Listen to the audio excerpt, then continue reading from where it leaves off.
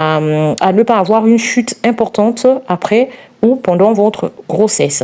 Surtout, après le rinçage à l'eau du robinet, faites toujours un rinçage à l'infusion de plantes. Donc, comme eau de rinçage, vous pouvez opter pour les feuilles de bissap, oseille, feuilles de moringa, de corosolier, de manguier, de papayer ou encore de goyavier ou encore la citronnelle. Voilà.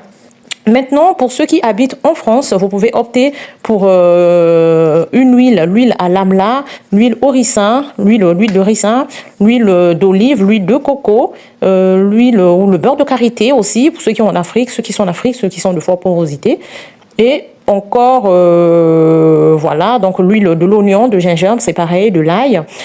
Pour la recette, toujours pareil, soit vous chauffez l'huile à petit feu avec l'oignon rouge de préférence que vous mixez, vous laissez cuire 15 minutes, vous attendez que ça tiédisse, ensuite vous mettez sur vos cheveux, vous laissez poser 30 à 45 minutes.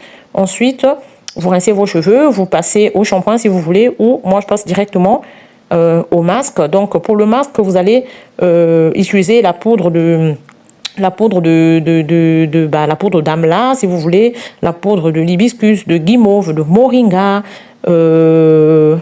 voilà, j'en ai plein d'autres.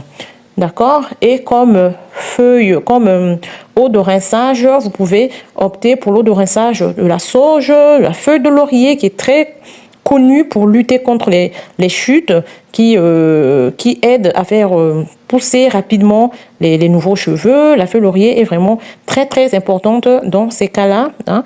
D'accord? Et ensuite, le moringa et aussi la lavande. Donc, voilà, toutes ces plantes, toutes ces poudres vont vous aider à lutter contre cette chute importante post-partum. Voilà, voilà.